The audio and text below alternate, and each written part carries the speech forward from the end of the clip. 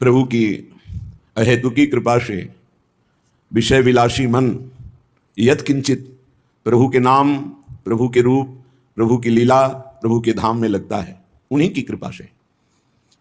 साधक यदि कृपा का आदर करने लगे, जैसे आपको सांसारिक मित्र मिल सकते हैं, धनी मानी मायावी नाना प्रकार के पद और प्रभावशाली, लेकिन बिना हरि कृपा के भगवत प्रेमी संतों से दोस्ती नहीं हो सकती।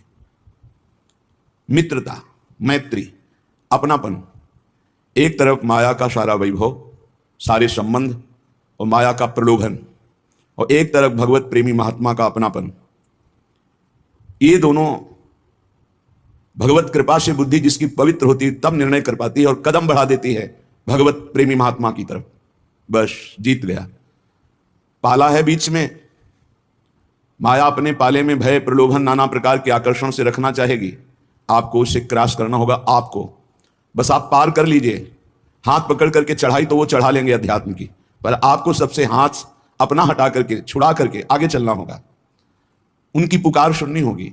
ये जो संत भगवत प्रेमी महात्मा, शास्त्र, इनकी पुकार है, ये प्रवचन, ये सत्संग, संसार से राग रहित होकर इसी संसार में रहते हुए, इसी संसार में कर्म करते हुए कर्तृत्व भाव से रहित होकर, इसी संसार में विषय सेवन करते हुए भोक्तत्व भाव रहित होकर जीवन मुक्त महात्मा हो जाओगे। गूढ़ बात है, इसी संसार में राग रहित होकर, कर्तृत्व भोक्तत्व भाव रहित होकर, जीवन मुक्त होकर महाआनंद को प्राप्त हो जाओगे। बस बात को समझ लो। अगर नहीं समझ पाए तो एक कर्तृत्व भोक्तत्व भाव तुम्हारी दुर्गति का कारण बन जाएगा। माना धामवासी हो, लेकिन कर्म प्रबल हो जाए तो धाम से बाहर कर देगा। अगर लाडली जी कृपा किए तो इसी धाम में फिर जन्म लेना पड़ेगा। बहुत सावधान। कलिकाल प्रतिपल बढ़ता जा रहा है, चित्तवृत्ति मलिनता की तरफ बढ़ रही है।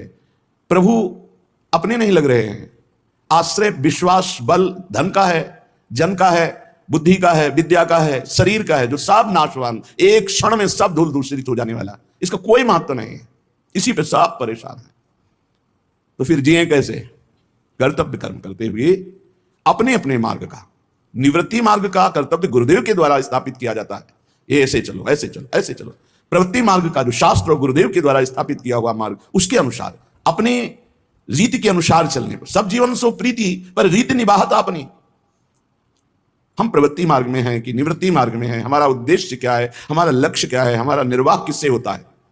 विरक्त का निर्वाह सिर्फ इष्ट से, सिर्फ इष्ट से, दूसरे से नहीं।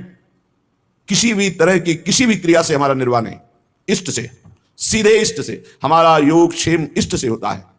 गृहस्थ अपने कर्तव्य का पालन करते हुए इष्ट भरोसे में, विरक्त अपने कर्तव्य का पालन करते हुए इष्ट भरोसे में। यह तभी जागृत होगा जब जैसी आज्ञा हो बिना विचार के उसमें कदम रख दे।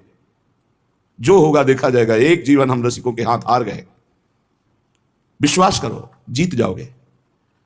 माया प्रपंच के बंधन से मुक्त होने के लिए केवल वचन आधीनता की आवश्यकता है। इसी से प्रीति का प्रादुर्भाव हो जाएगा। हित सजनी जो कह रहे, प्यारी जो, आप किनसे मान कर रहे हो? वचन आधीन सदा है, रूप समुद्र अगाध, प्राण रमन सो कत करत बिनु आगस अपराध।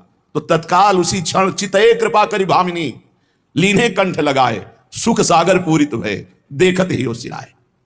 उसी समय जब हमारा सर्वस्व केवल प्यारी जू, तो चितये कृपा करी भामिनी हो गया। जिनकी एक कृपा कटाक्ष मात्र से मोक्ष आदि सुखों का त्याग कराने वाला अद्भुत प्रेमानंद प्रकाशित होता है हृदय में, उनको कोई साधना से नहीं रिझा सकता। वचन आधीन, अब जो ही कहें करें हम सोई, आयस लिए चले निज दासी। अब जैसी आज्ञा वैसा जीवन, हो गया सब कुछ। गुरु अधीनता माया की अधीनता से मुक्त कर देती है। जीवन बहुत थोड़ा है, बड़े संकटों से भरा हुआ है। कब कौन सी स्थिति आ जाए कि भजन करने लायक न रह जाए। अभी भजन करने लायक है तो प्रपंच सुहाता है। जब संकट उपस्थित होंगे तो दुख में बुद्धि विकल हो जाती है, फिर भजन नहीं होता। यदि भजन का अभ्यास कर लिया तो दुखों से ऊपर उठ जाओगे। ये मानव जीवन अमूल्य निधि है। जो भजा लो, पाप कमा लो, पुण्य कमा लो, या पाप पुण्य को नष्ट के भगवत प्राप्ति कर लो।